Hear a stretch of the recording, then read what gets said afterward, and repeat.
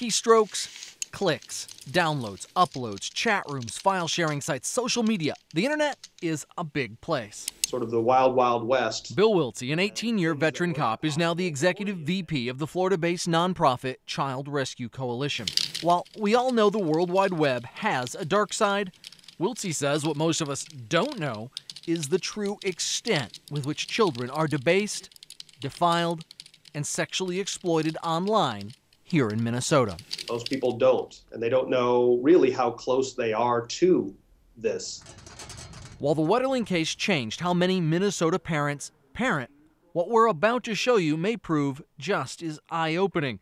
This interactive Google Earth image is in fact a roadmap to those here in Minnesota enjoying the victimization, even rape, of children. Every one of these red dots represents an IP address for a computer in our state known to be trading in pornographic images of children just within the last 365 days. It's not uncommon to see toddlers and infants. Some of the dots in urban areas represent multiple computers.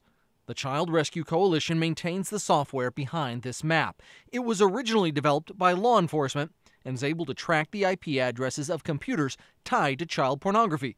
For example, in tiny Annandale, where Wetterling suspect Danny Heinrich was living, there are 3 IP addresses known to be trafficking in child exploitation videos and images this past year. You're actually tracking, often in real time, people who are dealing in child pornography. That is exactly what we do, and we do it 24 hours a day, 7 days a week. That information is then shared with law enforcement, such as the Minnesota Internet Crimes Against Children Task Force, where it's been used to make numerous arrests, including that of Rexley Furman of Federal Dam, a 2-time sex offender convicted just last month of producing homemade graphic sex videos with 4- and 5-year-old girls.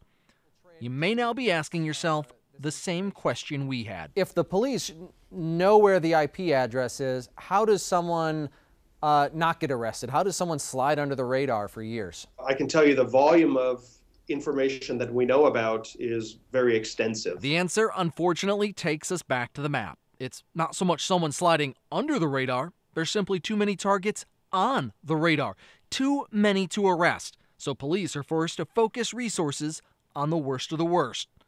In the last year, there are 1,962 known IP addresses in Minnesota trafficking in child abuse imagery.